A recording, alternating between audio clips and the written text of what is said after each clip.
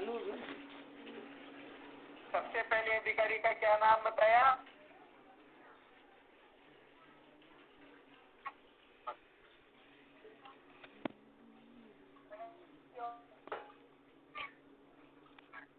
कौन सा अधिकारी बताया सबसे पहले? कर्तोपासक। और दूसरा था अकर्तोपासक। अब ऐसा समझना चाहिए कि जो कर्तोपासक होता है वह वेदांत का मुख्य अधिकारी कहलाता है और दूसरा जो अकर्तोपासक होता है वह अमुख्य अधिकारी होता है। थोड़ा इस रहस्य को आज विशेष ध्यान देकर के सुनना और इसमें फिर अनेक सूत्र भी निकलेंगे तो एकांत में बैठ करके इनका खूब मंथन करना। मंथन करोगे तो कहने का मतलब बहुत सारी बातें अपने हृदय में स्वतः प्रकट होने लगेगी। ठीक है ना? एक तो बताया कर्तोपासक और दूसरा बताया अकर्तोपासक। कर्तोपासक का मतलब होता है जिन्होंने कर्म और उपासना किया। वेदांत सर्व में प्रवृत्त होने से पहले अर्थात मैं कौन हूँ, परमात्मा क्या है, जगत क्या है, ये जीव जन्म मरण के चक्कर में क्यों भटकता है, किसके करने से जन्म मरण के चक्कर से मुक्ति मिलती है और किसके करने से जीव जन्म मरण के चक्कर में भटकता रहता है, ये सारी की सारी जो बातें बताई गई हैं इनकी ओर जब साधक विचार करने की ओर प्रवृत्त होता है तो उससे पहले कर्तोपासक का मतलब कर्म उपासना किया हो उसको कर्तोपासक कहते हैं। तो वेदांत श्रवण में प्रवृत्त होने से पहले जिन्होंने कर्म उपासना किया हो इसका थोड़ा तात्पर्य बता देते हैं। देखो होता क्या है, अपना जो 15-20 दिन से विषय चल रहा है, सर्वप्रथम कर्म का आश्रय लेकर के, भक्ति का आश्रय लेकर के, योग आदि साधनों का आश्रय लेकर के जो अंतःकरण को शुद्ध किया जाता है, अर्थात अनंत जन्मों के जो पाप है उन पापों से जो छुटकारा प्राप्त किया जाता है, जिसकी चंचलता से जो मुक्ति प्राप्त की जाती है उसको कहते हैं कर्म और उपासना। तो ये कर्म और उपासना कब तक करना चाहिए? तो इसके लिए बताया गया है कर्म और उपासना जब तक सगुण साकार परमात्मा के हमें सचमुच में दर्शन न हो जाए तब तक कहने का मतलब उनका अर्थात तो उन कर्म और उपासना को करते रहना चाहिए। अब इसका तात्पर्य क्या हुआ? जब भगवान नारायण के, राम कृष्ण के अपने जो भी है उनका दर्शन होता है तो उनके दर्शन के पश्चात फिर किसी को देखने की इच्छा ही नहीं रहती है, फिर किसी की ओर प्रवृत्ति फिर रहती ही नहीं। तो कुल मिलाकर के सारा बात यह है कि भगवान के दर्शन के पश्चात या भगवान की कृपा प्राप्त करने के पश्चात जो हम दूसरे साधन संपन्न होकर के ब्रह्म विचार की ओर प्रवृत्त होते हैं तो समझना चाहिए वे वेदांत का मुख्य अधिकारी है, उसी को कर्तोपासक कहते हैं। और दूसरा जो होता है उसको अकर्तोपासक कहते हैं।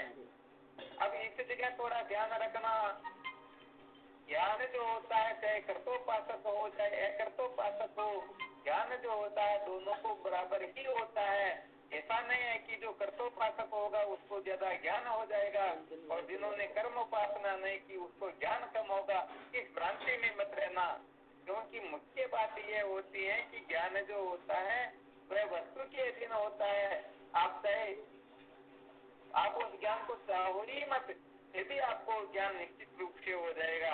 इसमें छोटी सी युक्ति बता देते हैं। ऐसे देखो, भाद्रपद शुक्ल पक्ष की चतुर्थी के दिन, भाद्रवा का जो महीना आता है ना, भाद्रपद शुक्ल पक्ष की चतुर्थी के दिन यदि गाय के खुर में भरे हुए पानी में कोई चंद्रमा का दर्शन कर लेता है तो उसको चोरी का कलंक लगता है। भगवान कृष्ण ने भी ऐसा किया था, इसलिए उनको भी समयंतक मणि के चोरी का उनके ऊपर आरोप लगा था। तो अब इस बात को हम सबने सुन रखा, समझ रखा, निश्चय भी कर रखा, भाई आज भाद्रपद शुक्ल पक्ष की चतुर्थी है, मुझे चंद्र दर्शन नहीं करना है, नहीं करना, भले ही आप माला लेकर बैठ जाओ, परंतु बताओ उस ओर यदि आपकी दृष्टि चली गई, गाय के खुर में भरे हुए पानी में यदि आपकी दृष्टि चली गई, आप सोच रहे हो, चाह रहे हो कि मुझे कहने का मतलब ये नहीं होना चाहिए,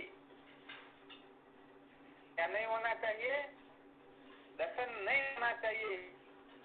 फिर भी बताओ चंद्रमा का दर्शन हो जाता है या नहीं हो जाता है? तो भाई ज्ञान जो होता है वह वस्तु के अधीन होता है। आप भले ही मुझे ज्ञान नहीं होना चाहिए माला लेकर के बैठ जाओ, फिर भी उस ओर दृष्टि चली गई तो न चाहते हुए भी आपको ज्ञान हो जाएगा। तो ज्ञान का स्वभाव यह है कि वह उस वस्तु के आश्रित जो अज्ञान है उसको मिटा देता है और ज्ञान का कुछ काम होता ही। तो भाई ये ज्ञान जो है ये केवल और केवल मात्र वस्तु की आश्रित रहता है। इसलिए कहने का मतलब इसमें आग्रह नहीं होता है कि नहीं ज्ञान जो होता है पुरुष को ही होगा, स्त्री को नहीं होगा।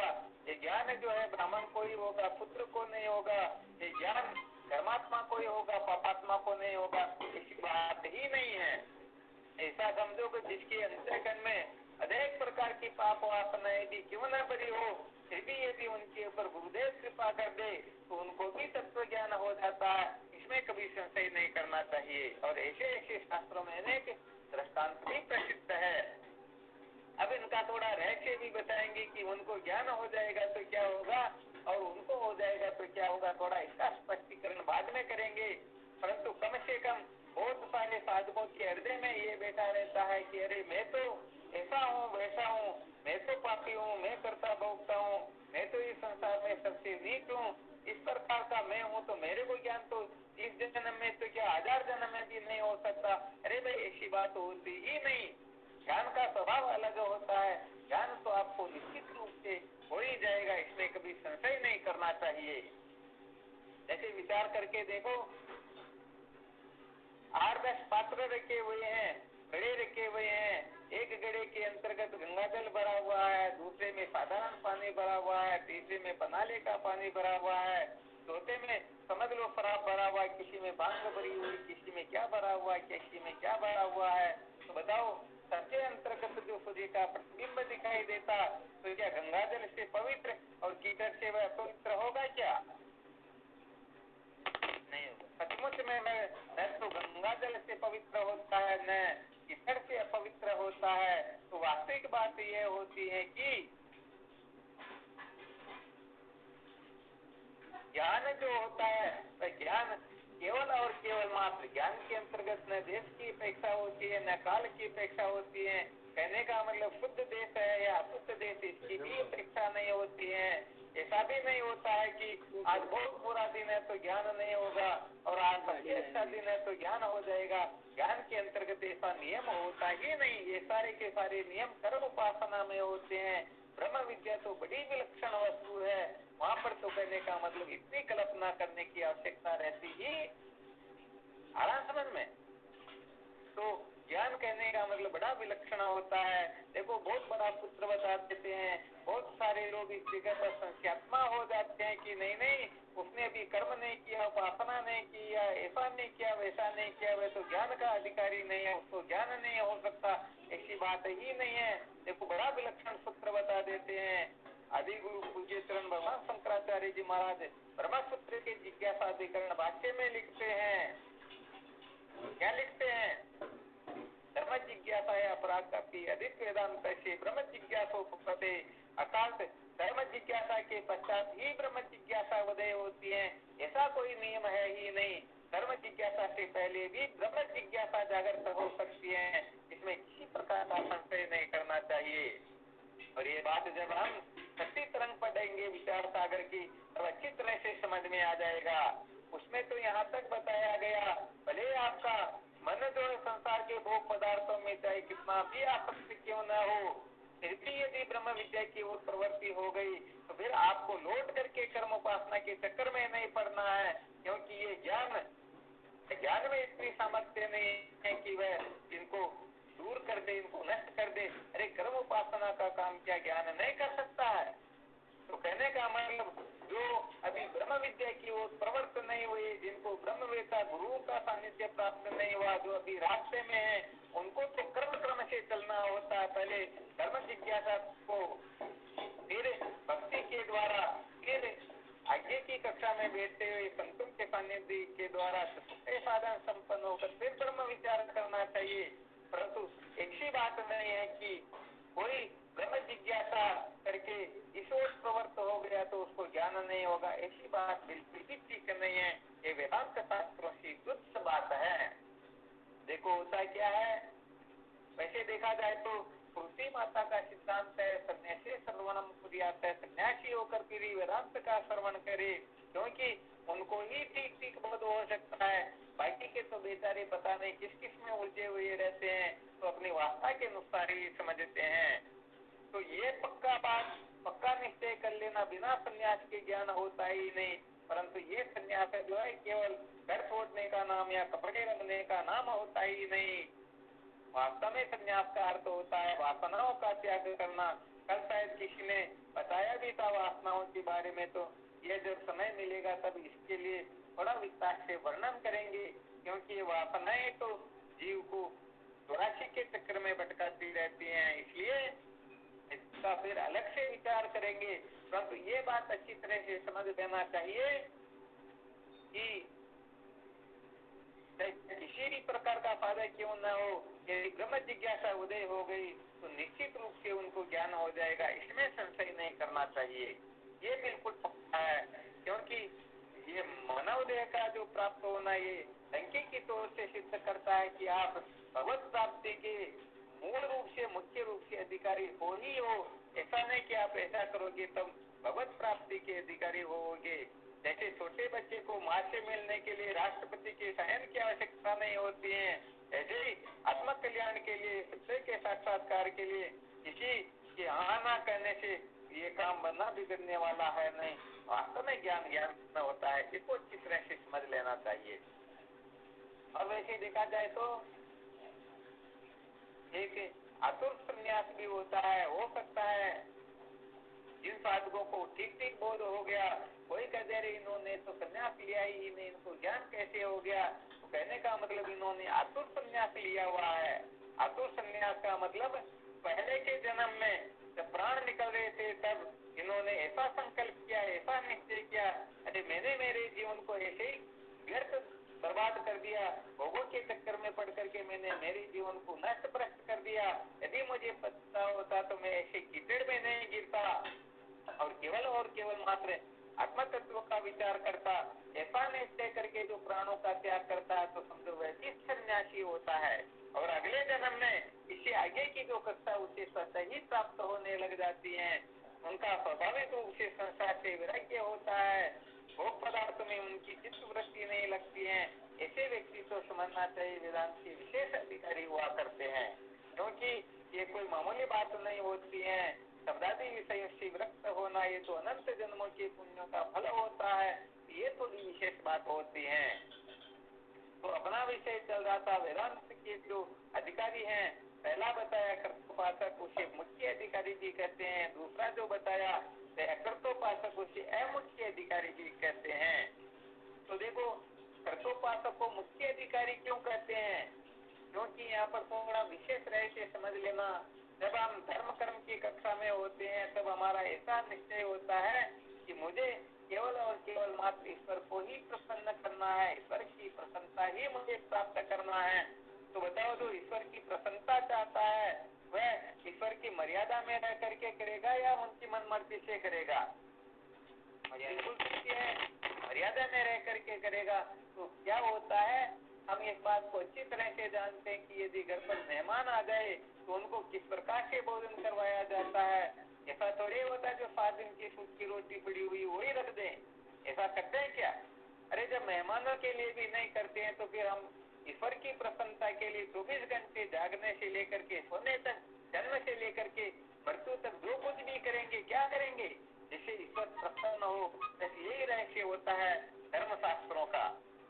अर्थात फिर वह पढ़ा हुआ हो या न हो, जो कुछ भी करेगा ईश्वर की प्रसन्नता के लिए करेगा। बस यही कारण होता है कि ईश्वर के दर्शन से फिर वह चतुष्ट साधन संपन्न हो करके, ऐसा जो वेदांत का मुख्य अधिकारी होता है, जब उस ज्ञान के बंधन से जब छुटकारा प्राप्त होता है तो ज्ञान होते ही उसी समय वह जीवन मुक्त हो जाता है। ये थोड़ी विशेष बात है, ध्यान देना इस बात को अच्छी तरह से। वेदांत का जो मुख्य अधिकारी होता है जिसको कर्तोपासक कहते हैं, ऐसा कर्तोपासक गुरुदेव से ब्रह्म विद्या प्राप्त करके उसी समय जीवन मुक्त हो जाता है। उसी समय करने का मतलब उसको फिर कुछ अलग करने की आवश्यकता ही नहीं होती है। और ये वेदांत का जो अमुख्य अधिकारी है, जिसे अकर्तोपासक भी कहते हैं, जिसने कर्म उपासना कुछ नहीं किया बल्कि संतों से कहीं सुनने को मिला, जैसे उस दिन आपको सुनाया था, तो ब्रह्म साक्षात्कार कर लेता है या ब्रह्म को जान लेता है, वह ब्रह्म ही हो जाता है।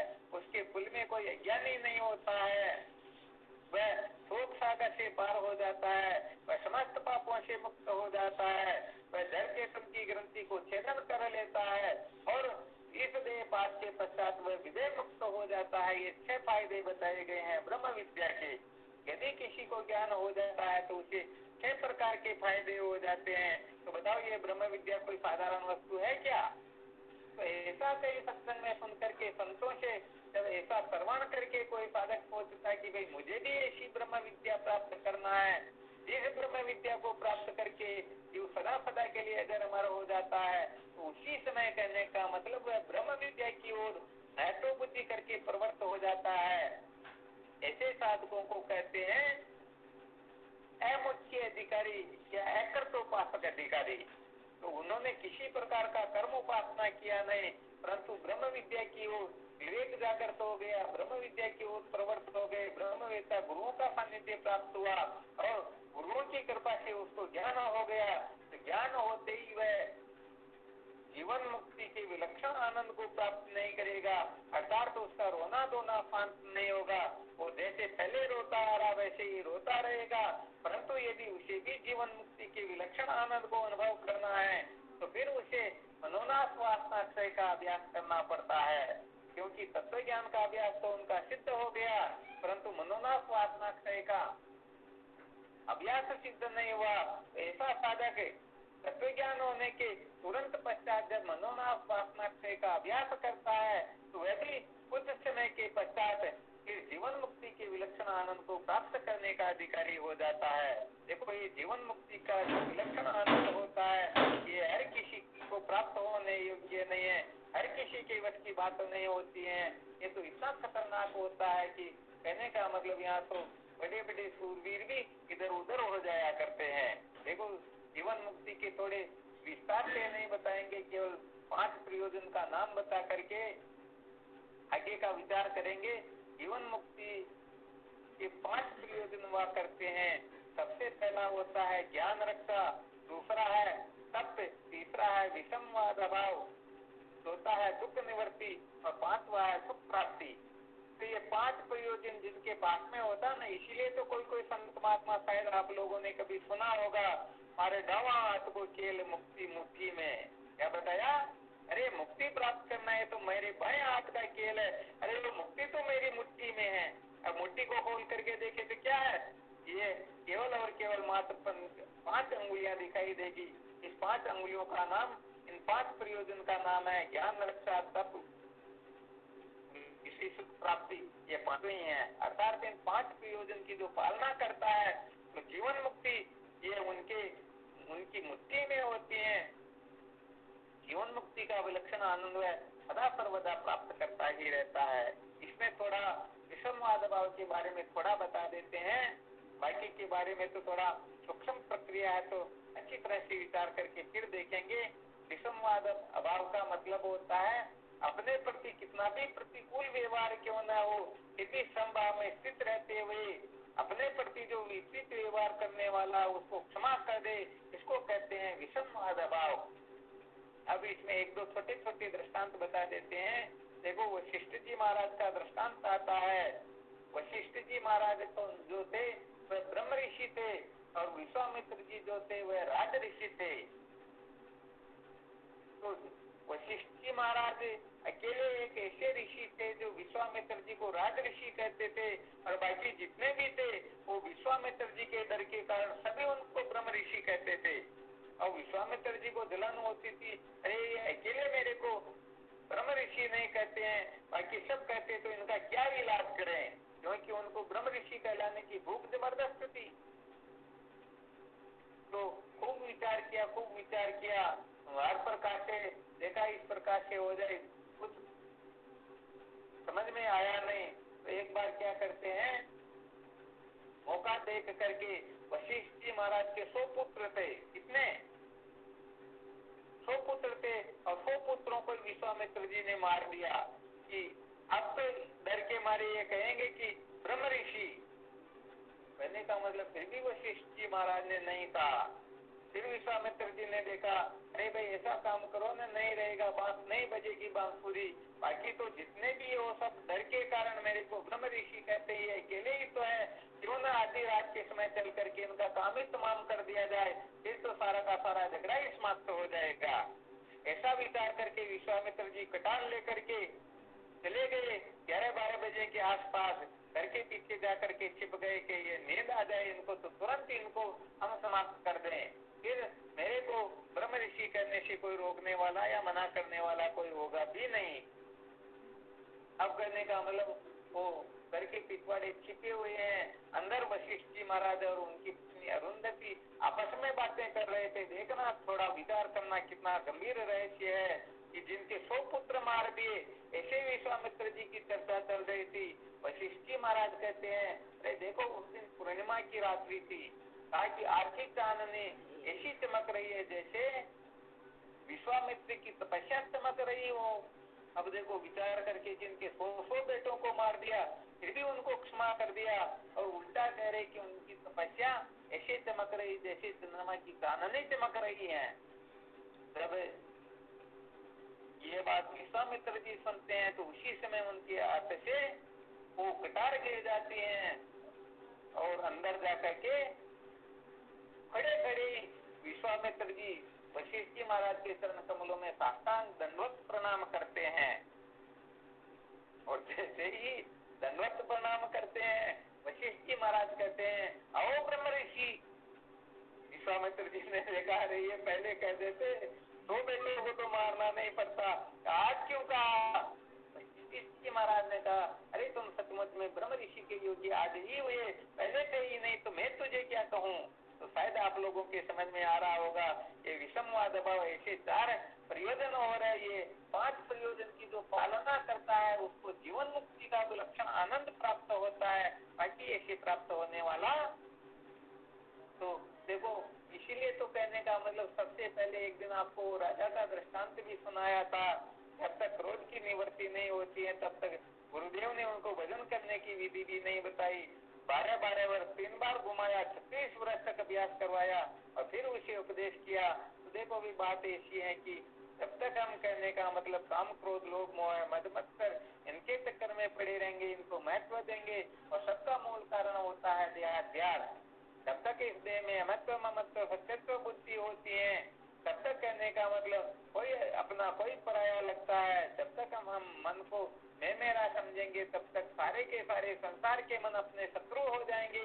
इसलिए जो मन को महत्व देता है, शरीर को महत्व देता है, इंद्रियों को महत्व देता है, संसार को महत्व देता है, तो सच्ची बात तो ये वेदांत विचार करने की ओर वह प्रवृत्त भी नहीं होगा। बाकी की बात तो बहुत दूर की बात है। इसीलिए तो कहने का मतलब ये सबसे पहले हमें ये तैयारी करनी होती है। ये तैयारी हो जाए तो काम हो जाता है, वरना सच्ची बात है काम होने वाला तो तैयारी कैसे होती। चलो थोड़ा प्रसंगवश बता देते हैं, क्योंकि एक ही विषय पर ज्यादा विस्तार नहीं करें, केवल सूत्र बता रहे हैं। इन सूत्रों को समझते रहना और आगे बढ़ते रहना। तो तैयारी किस प्रकार की होनी चाहिए? होता क्या है कि एक सेठ जिनके पास में अरबों खरबों की संपत्ति है, इतने उनके पास में मिल पेक्शन है, पता नहीं उनके पास में क्या क्या है, फिर भी बेचारा रात दिन रोता रहता है। और एक महात्मा जिसके पहनने के पास पहनने के लिए कपड़े नहीं है, जूते चप्पल नहीं है, खाने पीने की व्यवस्था नहीं है, फिर भी 24 घंटे मौज में रहते हैं, मस्ती में रहते हैं, आनंदित रहते हैं। एक सोचता है भाई बात क्या, मैं तो दिन प्रतिदिन ऐसा हो रहा हूँ जैसे हवा के झोंके से भी गिर जाऊं, और ये महात्मा इनके कुछ भी आगे पीछे कुछ भी नहीं है, फिर भी मस्ती से रहते हैं, मौज से रहते हैं। तो एक बार उनके चरणों में जाकर के निवेदन करते हैं, भगवान कृपा करो, आपके पास में ऐसा क्या कि सदा सर्वदा मस्त रहते हो और मैं सदा रोता ही रहता हूँ, मेरे पास सब कुछ है फिर भी मैं रो रहा हूँ, आपके पास कुछ भी नहीं फिर भी मौज में रहते हो। महात्मा ने कहा बेटे हमारे पास में इस मस्ती का प्रमाण पत्र है। क्या है? हमारे को जो ये आनंद प्राप्त हुआ नहीं, मस्ती प्राप्त हुई, इसका हमारे पास में प्रमाण पत्र है। सेठ ने हाथ जोड़ करके प्रार्थना की, क्या स्वामी जी ऐसा प्रमाण पत्र मेरे को भी मिल सकता है? महात्मा ने कहा बिल्कुल, आपको भी बिल्कुल मिल सकता है। तो कहा स्वामी जी बताइए कितने रुपए का खर्चा होता? 1 लाख करोड़ लगे फिर भी कोई दिक्कत की बात नहीं, मुझे प्रमाण पत्र चाहिए। महात्मा ने कहा बेटे उसमें तो एक नंबर का से कंजूस था। जब ये बात सुनता तो फिर वो तो भीतर से इतना इतना खुश होता, प्रसन्न चित्त होता कि अरे जब पैसे नहीं लगते फ्री में मिल रहा तो फिर तो संसार में लोग पागल होते ही होते हैं। महात्मा ने कहा और कुछ नहीं चाहिए, पैसे की आवश्यकता नहीं, केवल थोड़ा मजबूत रहना पड़ता है। महाराज जी चिंता मत करो, पैसे खर्च नहीं होते हो तो आप कहोगे उतना मैं मजबूत रह लूंगा, चाहे कितना भी कष्ट हो उससे सहन कर लूंगा। पैसे खर्च नहीं हो तो मेरे लिए तो सबसे बड़ी श्रेष्ठ बात यही है। महात्मा ने कहा बेट अभी तुझे प्रमाण पत्र दिला देते हैं। अब महात्मा के पास में सेठ बैठ जाता है, पालती लगा करके ध्यान मुद्रा में बिठा देते हैं। महात्मा उनके गले में कंठ में एक जगह पर हाथ लगाते हैं, उस नाड़ी को जैसे थोड़ी दबाते हैं, वो सेठ जो स्वप्न अवस्था में चला जाता है। अब क्या देखता है सेठ, आगे आगे तो गुरुदेव जा रहे हैं, महात्मा जा रहे हैं और सेठ उनके पीछे पीछे प्रमाण पत्र लेने के लिए जा रहे हैं। अब क्या होता है, चलते चलते चलते एक कोई दरवाजा आता है और उस दरवाजे के ऊपर महात्मा तो आगे निकल जाते, सेठ को वहीं रोक दिया, भाई तुझे आगे नहीं जाने देंगे। अरे भाई मैं तो स्वामी जी के साथ में हूँ, मेरे को क्यों रोकते हो? अरे भाई उनके पास में प्रमाण पत्र है, तेरे पास प्रमाण पत्र है क्या? अरे मैं प्रमाण पत्र लेने के लिए ही जा रहा हूँ। अरे भाई जा तो रहे हो ये ठीक बात है, परंतु यहाँ थोड़ी चुंगी चुकानी होगी, टैक्स देना होगा, टैक्स दिए बिना आगे नहीं जा सकते हो। तो क्या करना होगा? यहाँ पर नाक कटाना पड़ता है। क्या कटाना पड़ता है? नाक। सेठ ने आवाज लगाई महाराज जी को, स्वामी जी ये तो नाक काटने की बात कह रहे फिर अंदर आने देंगे? आत्मा ने कहा बेटी तू चिंता मत कर, मैंने भी नाक कटाया था, प्रमाण पत्र ऐसे थोड़े मिलता, मजबूत रहना पड़ेगा तब जाकर के प्रमाण पत्र मिलेगा। अबे नाक कटवा लिया और आगे निकल गया। थोड़ी देर चलते हैं फिर दूसरा दरवाजा आता है, फिर रोक लिया जाता, कहा भाई यहाँ पर क्या है? यहाँ पर कान कटवाना पड़ता है। कान कटवाया, फिर तीसरे दरवाजे पर गए, वहां पर फिर जीभ कटवा ली। एक दरवाजे के ऊपर हाथ पैर कटवा लिए, तो घुड़ता हुआ गया, 5वें दरवाजे के ऊपर आंखें निकलवा ली। और जब 6वां दरवाजा आया तो 6वें दरवाजे पर कहा भाई ये तो अंतिम दरवाजा है, यदि इस जगह तुम पास हो गए तो फिर तो तुमको इसी समय प्रमाण पत्र मिल जाएगा, और फेल हो गए तो फिर सारा मामला फिर गड़बड़ घोटाला हो जाएगा। अभी ये प्रमाण पत्र बन चुका है, जैसे तेरा शीश कटेगा ये सिग्नेचर करते तेरे को प्रमाण पत्र तेरे हाथ में थमा दिया जाएगा। तो जब उसने सुना कि इस जगह पर ये मस्तिष्क कटाया जाता है तो उसने कह दिया नहीं नहीं मेरे को प्रमाण पत्र नहीं चाहिए, ये हाथ पैर कटे, नाक कटी, आँख कटी, ये जीभ कान कटे, यही बहुत है, मैं तो ऐसे ही रह लूंगा। अरे मस्तिष्क कटने के बाद में तो मर ही जाते, मेरे को मरना नहीं, मैं तो जीवित रहना चाहता हूँ। मना कर दिया, मुझे तुम्हारा प्रमाण पत्र नहीं चाहिए। उधर महात्मा वापस कंठ में हाथ लगाते हैं, अपनी स्थिति में आ जाता है, देखता है तो कान आँख सारे ज्यों के त्यों, हाथ पे सारा ज्यों का त्यों है। अब वह पछताता है कि मैंने बड़ा गड़बड़ घोटाला कर दिया। तो वही बात ये है कि सबसे पहले वेदांत दर्जे केसरी शब्द हमारा जेल, तन मन धन वत अर्पण कर दे शीश चरण में मेल, शीश चरण में मेल चुका दे सेवों चौकी, प्रमाण पत्र मिल जाएगा समझो सेन अनोखी, कुमारानियों कहते हैं अपने आप को ठेल, वेदांत दर्जे केसरी शब्द हमारा जेल के कहने का मतलब 6 चौकियां चुकानी पड़ती हैं। जो साधक 6 चौकी चुका देंगे वो जीवन मुक्ति के विलक्षण आनंद का अधिकारी होगा, और जो नहीं चुका पाएंगे वो तो फिर जहाँ पर है वहीं पर अटके रह जाएंगे, क्योंकि यहाँ पर सूरवीरता चाहिए। क्या चाहिए? हाँ, जैसे उड़िया बाबा जी महाराज ने सूरवीरता की थी, विचार किया कि मैंने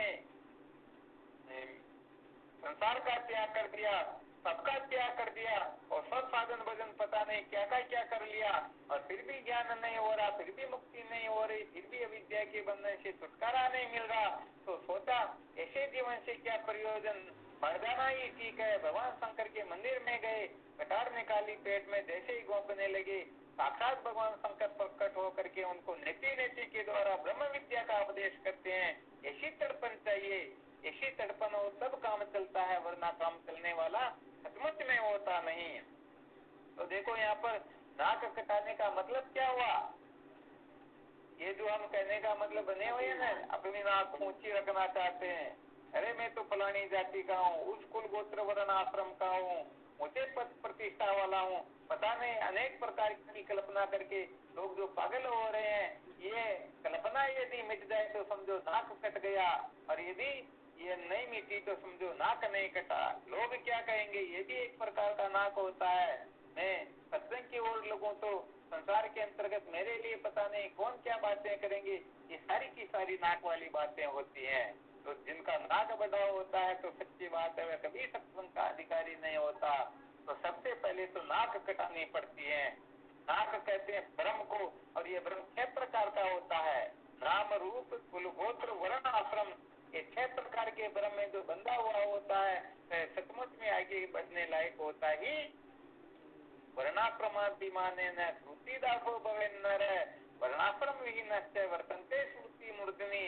तो वर्णाश्रम के घेरे में पड़ा हुआ वह तो श्रुति का गुलाम होता है, वह तो विधि का गुलाम होता है, परंतु जो ब्रह्म साक्षात्कार कर लेता, विधि निषेध उनके सामने कुछ नहीं होता, वो तो सबका स्वामी होता है।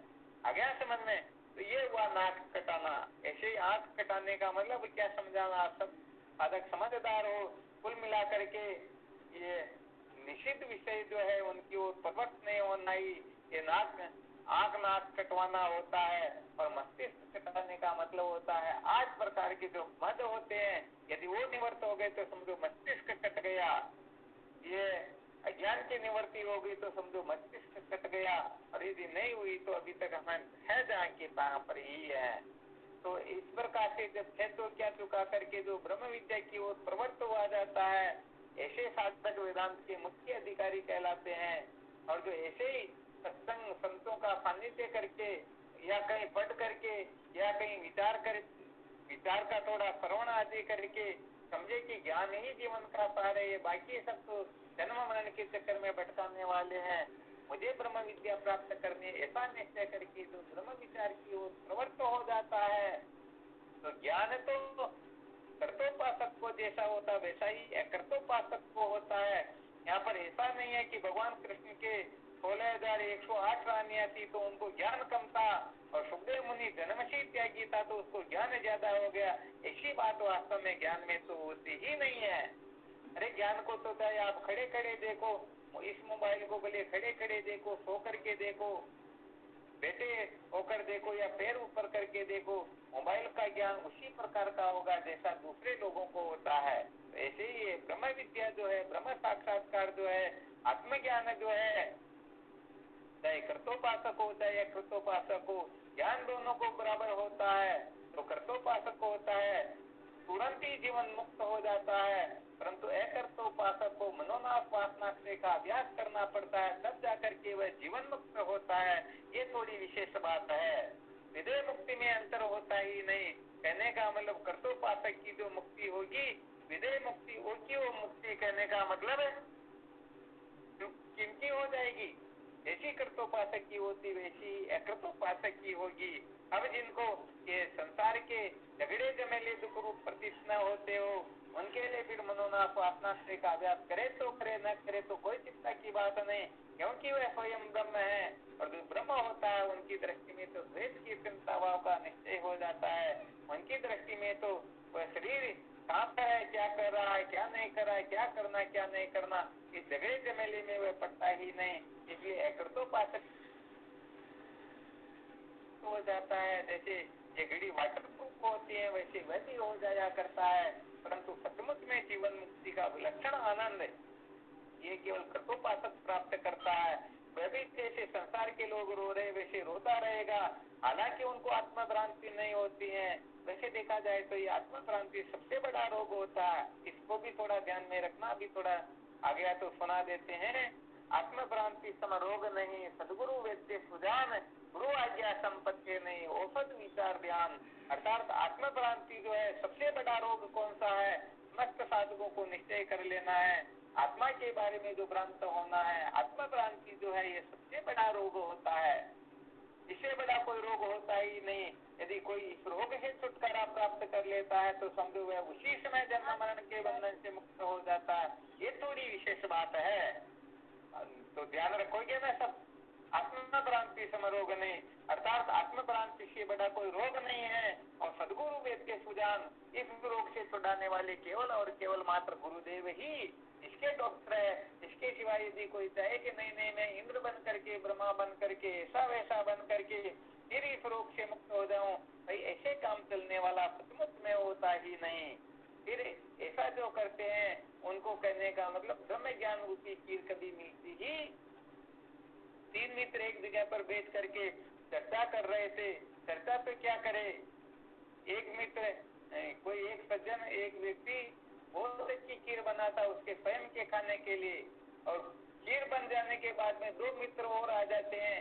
ये तीनों ऐसे मित्र है कि कहने का मतलब एक दूसरे के परम परम प्रिय लगने वाले, परंतु खीर जो थी एक व्यक्ति के पेट को तृप्ति प्रदान करे इतनी थी, तो सोचा कि भाई ये जो खीर है किसको मिलनी चाहिए। और तीनों ने विचार किया और विचार करके ये निर्णय निकाला, देखो अभी तो हम सो जाते हैं, जिसको अच्छा स्वप्न आएगा उसे ये खीर मिलेगी। अब सो गए तीनों।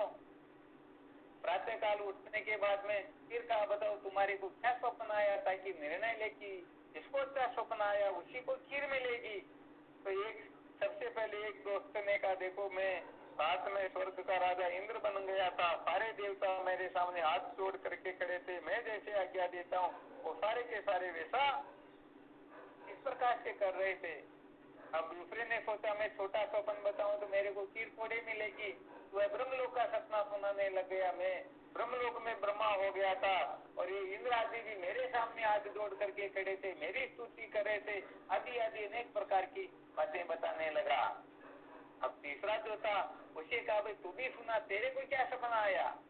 तो उसने कहा भाई मेरे को तो मैं न तो इंद्र बना, न ब्रह्मा बना, न स्वर्ग का राजा बना, न ब्रह्मलोक का बना, मुझे तो स्वप्न में एक यक्ष ने लात लगा करके जगाया। अब दोनों समझ गए भाई ये जिसको यक्ष स्वप्न में दिखे हो और लात लगा करके जगाया हो ऐसा कोई चीज का अधिकारी थोड़े होगा। तो एक यक्ष आता है, मेरे एक ठोकर लगाता, मैं जग जाता हूँ, हाथ जोड़ करके प्रार्थना करता हूँ, अरे मेरी क्या गलती, मुझे क्यों मार रहे हो? तो वह यक्ष कहने लगता तो इसी समय इस खीर को पी, वरना अभी मैं तेरे को खत्म कर दूंगा। तो क्या करूं, मैं तो डर के मारे खीर पी करके सो गया। अब विचार करके देखो, वो जो बेचारा एक तो स्वर्ग का राजा बनने का सपना देख रहा, दूसरा ब्रह्मलोक का सपना देख रहा, ऐसे लोगों को खीर मिलती है या जो खीर पी करके मस्त हो जाते हैं उनको खीर मिलती है? तो सचमुच में जो ब्रह्म विचार करके, ब्रह्म साक्षात्कार करके अपने जीवन को धन्य बना लेते हैं, समझो उन्हीं का जीवन धन्य होता है। ये बाकी के लोग तो कोई तो सोचते मैं ऐसा बन जाऊं, ऐसा बन जाऊं, संसार को ऐसा बना दूं। इस सारी की सारी अनंत अनंत अनंत जो कल्पनाएं जीवों के हृदय में बैठी हैं, ये कल्पना करने वाले बेचारे जीवन भर करते रहते हैं और अंत में ऐसे ही मर जाते हैं। और जो समस्त कल्पनाओं को सूली लगा करके ब्रह्मनिष्ठ गुरुदेव के सानिध्य में बैठ करके मैं कौन हूँ, परमात्मा क्या है, जगत क्या है, इन तीन बातों को ठीक ठीक समझ लेता, समझो वह उसी समय अपने जीवन को धन्य बना लेता। ये थोड़ी असली बात है। तो चलो ठीक है, आपको आज अनेक प्रकार के सूत्र बताए, इनमें से जो सूत्र अच्छा लगे उसी का विचार करते रहना। फिर एक दिन देखते हैं केवल ज्ञान गोष्ठी ही रखेंगे, सुनाएंगे कुछ भी नहीं, जो सुना उसका थोड़ा मंथन करेंगे। तो आज जो दो प्रकार के अधिकारी बताए गए हैं, कर्तोपासक और अकर्तोपासक, आप लोगों में सबको ये निश्चय कर लेना कि चाहे आप कर्तोपासक हो या अकर्तोपासक, ज्ञान निश्चित रूप से हो जाएगा।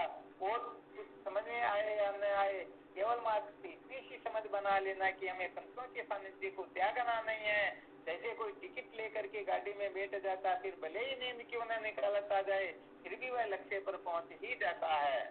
तो हमें संतों के सानिध्य को, सत्संग को कभी छोड़ना नहीं है, वेदांत विचार को कभी कमजोर नहीं समझना, उसी को महत्व देना। करते रहो सर्वेती सर्वेती, चलते रहो, निश्चित रूप से ज्ञान के बंधन से छुटकारा हो जाएगा। निश्चित रूप से ज्ञानी आप उस ज्ञान तत्व को उपलब्ध हो जाओगे। यहाँ पर तो यहाँ तक बात बताई जाती है कि पूरी सृष्टि में शायद गिनती करें तो कितने लोग होंगे। अपने भारत के अंतर्गत ही 1.5 अरब की जनसंख्या होने वाली है। पूरे विश्व की गिनती करें तो शायद कितनी होगी। तो ऐसा विचार करो कि पूरी सृष्टि में, पूरे संसार में 3 ऐसे लोगों की खोज करना है जो सबसे बड़े, सबसे अधिक पापी हो। फिर क्या करना है, उन 3 में भी चटनी करनी है कि सबसे बड़ा पापी, सबसे अधिक पाप करने वाला कौन है। तो जो सबसे उत्तम कोटि का पापी, फर्स्ट नंबर का जो पापी आया, वेदांत के महात्माओं का कहना है कि प्रथम नंबर का जो पापी है वह भले ही तुम क्यों ना हो, फिर भी ब्रह्म विद्या का सहारा लेकर के ज्ञान विचार को महत्व दे करके, अर्थात ब्रह्म विचार करके आप भी उन समस्त पापों से मुक्त हो सकते हो। तो समझ लेना अपन इतने पापी थोड़ी ही हैं। इस पूरी सृष्टि में जो सबसे अधिक पाप करने वाला है, उसको भी यदि ज्ञान हो जाए तो वह भी समस्त दुखों से मुक्त हो जाता है। तो शायद आप लोगों की तो कहनी ही क्या है, आप तो सचमुच में कहने का मतलब भगवत प्राप्ति को महत्व दे करके लगे हुए हो। क्योंकि पता नहीं सब लोगों को किसको क्या कुछ न कुछ तो शायद काम होगा ही होगा, परंतु फिर भी उनको महत्व न दे करके सत्संग में जुड़े रहते हैं, डटे रहते हैं, सुनते हैं, समझ में आए ना आए जिसकी चिंता नहीं फिर भी सुनते हैं, तो निश्चित रूप से अपना जीवन धन्य होगा।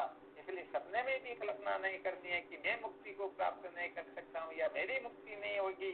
निश्चय कर लेना कि और दूसरों की मुक्ति हो या न हो ये मुझे पता नहीं, परंतु मेरी मुक्ति निश्चित है। क्योंकि जो एक बार संतों का संग कर लेता है तो निश्चित रूप से वह पतन की ओर नहीं जाता है, वह अविद्या के बंधन में बंधता नहीं, बल्कि निश्चित रूप से वह मुक्त हो जाता है। ये सिद्धांत है। तो वेदांत विचार को महत्व देना यही जीवन का सार है। वेदांत को महत्व देने से श्रेष्ठ और कोई वस्तु होती ही नहीं। और जो सचमुच में वेदांत को महत्व देगा वही गुरुओं के महत्व को समझेगा, वही संतों के महत्व को समझेगा, वही ज्ञान व सत्संग को महत्व देगा। मूल में बात यह है, जो अविद्या के बंधन से मुक्ति चाहता हो और जो सत्य का साक्षात्कार करने का तीव्र अभिलाषी हो, वह सचमुच में अपने जीवन को धन्य कर पाएगा। क्योंकि अविद्या के बंधन से छुटकारा यही मनुष्य जीवन का सार है। और अविद्या के बंधन से छुटकारा प्राप्त होता है ज्ञान से। अतः ज्ञान व गुरुदेव को महत्व देना, इससे बड़ा श्रेष्ठ और कोई साधन होता ही नहीं। तो केवल इतना सा कर लेता है तो समझो उनके समान इस संसार में कोई पुण्यात्मा नहीं है। बड़े से बड़े धर्मात्मा भी उनके सामने कुछ नहीं होते हैं। अतः ज्ञान को महत्व दे दिया, समझो उनका जीवन धन्य हो गया। बोलो सच्चिदानंद गुरुदेव की जय। चलो ठीक है, कुछ शंकाएं हो या कुछ विचार हो तो थोड़ा बहुत प्रस्तुत किया करो, ताकि साधक भी कुछ बोले तो क्या है कि साधकों को भी थोड़ी बहुत, हाँ कोई भी साधक कुछ भी विचार रख सकते हैं, कोई दिक्कत की बात नहीं।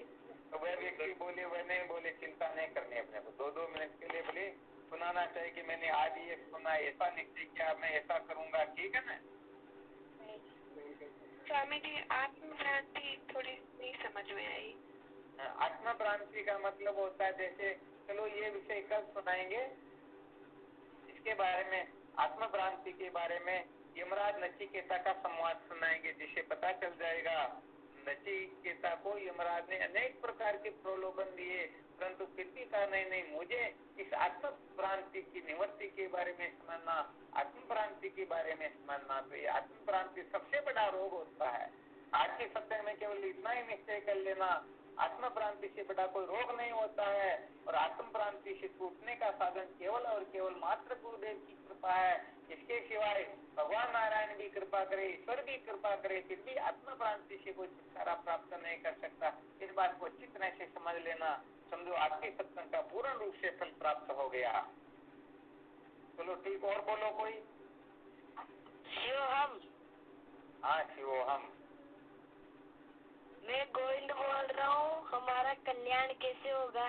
अरे क्या बात बेटे, बस बंधन को समझ लो, हम किससे बंधे हुए हैं और फिर बंधन का साधन क्या है। इन दो बातों को ठीक तरह से समझ लो, काम हो जाएगा। कैमरे के सामने आओ ना भाई गोविंद। गोविंद और इनके पापा जी तो क्या है कि गोविंद को तो यहाँ आश्रम पर बैठ करके ही चले गए थे, परंतु पता नहीं अभी आएगा कब। गोविंद दिखाई नहीं दे रहा, क्या बात बेटे? मैं अंधेरे में हूँ। अंधेरे में हो, ये कहने का मतलब ऐसा बच्चा है कि 8 दिन तक रोया ही नहीं, चाहे कितना भी कष्ट पड़े, कैसा भी क्यों ना, बिल्कुल छोटा सा बच्चा है। और जब ये 23 साल का था तभी वेदांत के सूत्र बोला करता था।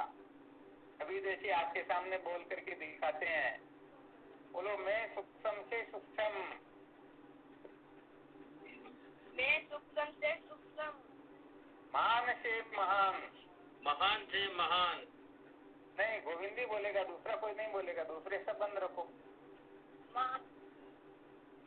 शुद्ध सच्चिदानंद घन, शुद्ध सच्चिदानंद घन, त्यों का त्यों, त्यों का त्यों, स्वयं प्रकाश, परिपूर्ण, परिपूर्ण,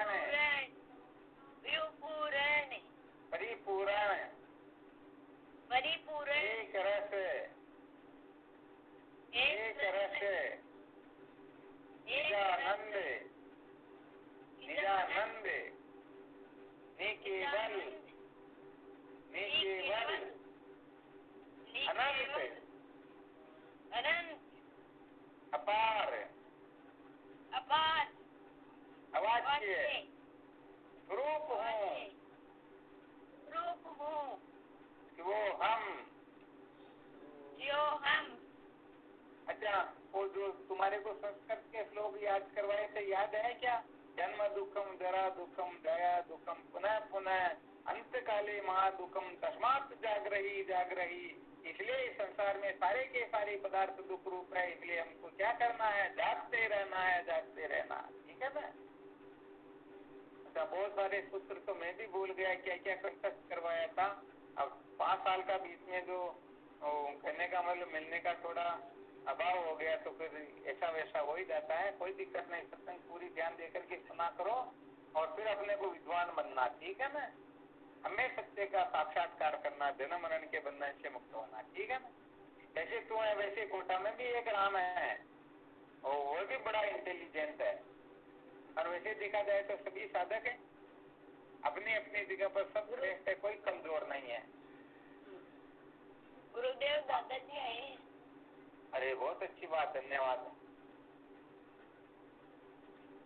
एक बार कल दिन में अपन और बात करते हैं, ठीक है ना?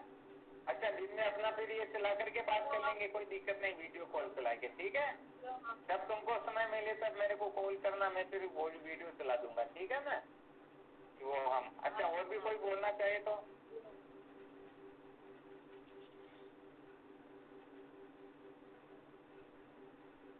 अच्छा, मैं बहुत थोड़ा स्पीड से ज्यादा इसलिए बोलता हूँ कि थोड़े ज्यादा सूत्र सुनने को मिले, वरना यदि धीरे धीरे बोलूंगा तो फिर क्या होता है कि आधे सूत्र ही बताया जा सकेगा।